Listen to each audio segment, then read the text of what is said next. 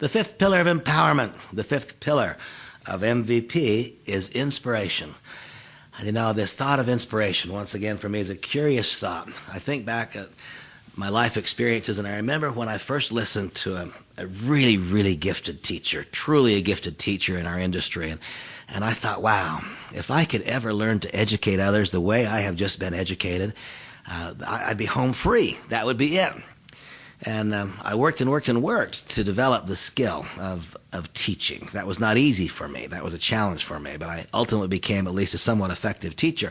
And once I reached that target, what I found out is that I was no place close to home, because the world is full of people, sadly enough, the world is full of well-educated people who failed to accomplish their goals and objectives. And so it was then that I realized there must be more. It can't simply be about knowing what to do. There has to be more than education. In the last pillar, we talked about motivation, because I thought, now that's what it is. If a person knows what to do and he or she wants to do it, surely they will. Why not? My gosh, if I know what to do and I want to do it, surely I will. But I failed to realize that in me, and probably in you, whether or not you've recognized it, quantified it, measured it, and chosen to act upon it, there stand certain things between our knowledge and our desire that prevent us from taking the requisite action. For me, I will tell you, there's a corrosive thread running throughout me that for a long time literally bound me, and that thread was fear. Couldn't have described it to you as that, but I was simply afraid of what the negative result might be. I had imprinted in my brain a series of negatives earlier in my life, and I was simply afraid. And you say, wait a minute, Ray, what were you afraid of? I'm not quite sure, but there was something that stopped me from picking up the phone. There was something that stopped me from asking the right question at the right time. There was something that stopped me from doing that which I so desperately wanted to do. And I was able to one day quantify it, identify it, and name it. It was fear. I was afraid of so many things. Today I'm not. What made that change?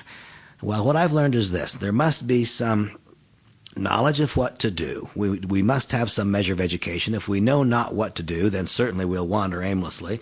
Then a true motivation, a true desire to do it. That's part of the way home. But for me, there had to be another facet of empowerment. Yet another pillar had to be put in place for me, and that pillar was inspiration.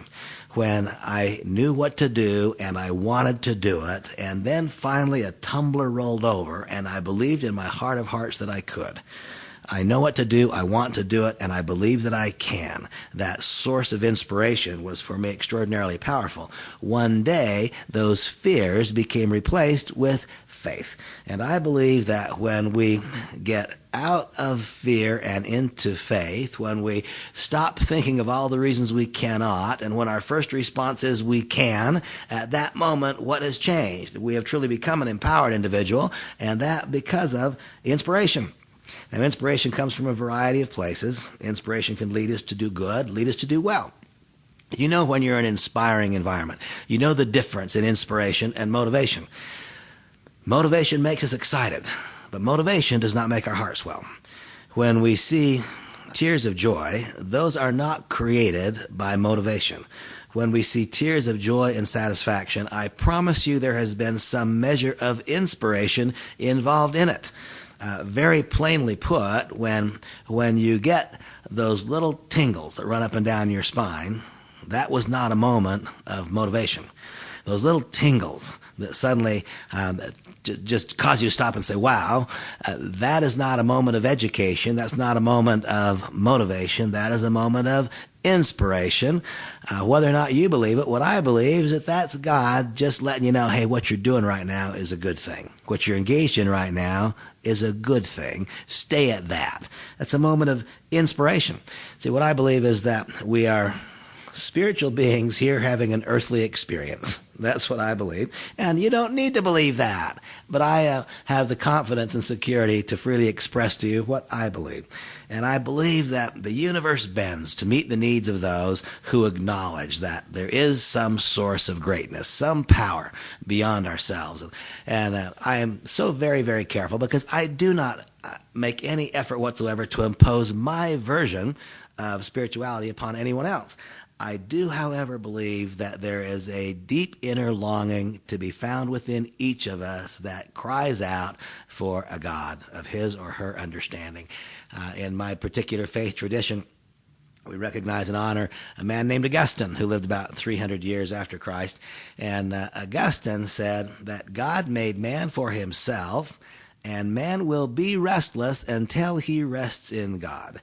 I believe there is truth to that. Now, I'm here very, very cautious because I respect and honor your version of spirituality, whatever it is, whatever your version is. It need not mirror mine, but I'll give you the strongest encouragement, the strongest possible encouragement to seek out a source of light, knowledge, goodness. Seek out a source that is greater than you.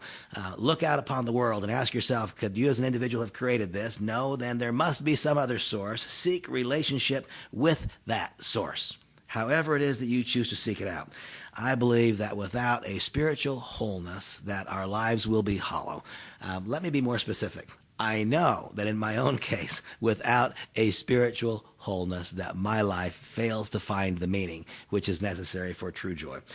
When we develop our spiritual side, that creates a different value for us. We view then ourselves differently as citizens of the world. We view ourselves differently as participants in a family. We view ourselves differently in every interaction in the business. We view ourselves differently in our interaction as friends.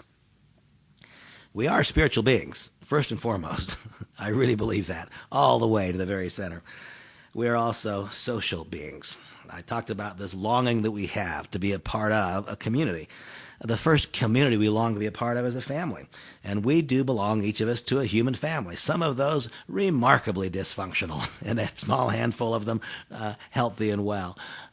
It is my great goal and hope that we can provide a source of refuge for those who are engaged in dysfunctional family environments and help create a sense of personal worth, wellness, wholeness that makes it possible to go back to the family with an increased value, as dysfunctional as it might be, and create greater function within that family. I believe we can do that. We can create greater functionality within our organizations, our teams, our groups, and even in our countries. We can impact the entire societies in which we function. We have a desire to be alone. I truly don't know those who seek permanent solitude. I myself seek temporary solitude, moments of peace, rest, respite. I do not seek to be in solitude from now on. I seek moments of solitude so that I can be of greater value to the overall community. But I don't seek permanent solitude. I think we are social beings. Our ability to participate positively in society, bringing to that society more beneficial skills and character attributes such that the overall whole is improved because of our participation in it. This creates a sense of worth and value and peace and joy that cannot be found otherwise. I believe that we can bring those values to our work.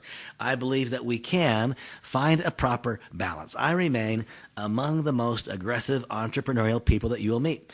I no longer work today out of financial need. It's true that if there was one more decimal point behind my net worth or my bank balance, or two more decimal points, it wouldn't make any difference in my lifestyle. If there were one or two fewer decimal points, it wouldn't make any difference in my lifestyle and the way that I tend to conduct my affairs. I remain an extraordinarily aggressive entrepreneur. However, that is not the ruling, guiding, driving force of my life. What I want is to be more happy more of the time. That's what I want. For a long time, what I thought is I want more money. No, I want to be more happy more of the time. Being more happy more of the time has to do with things like self-esteem. Being more happy more of the time has to do with relationship. Ultimately, being more happy has to do with being in more positive relationship with more people more of the time. Being more happy has to do with being in positive relationship with God the way that I understand God. Being more happy more of the time has to do with me feeling that I'm adding value to the lives of others. And a positive side effect of those things tends to result in greater financial outcome for me again and again. That's just a positive side effect, however. That's not the principal driving force. Well, The next pillar of Monavie, the next pillar of MVP and Empower You is what? It is inspiration. And my assurance to you is that as you engage in this community, you will find again and again and again empowering activities, which will include moments of inspiration. And the time will come in the not too distant future when you become a part of that pillar. That will be a natural outcome, a natural result of your participating in this community. I look forward to seeing you along the journey.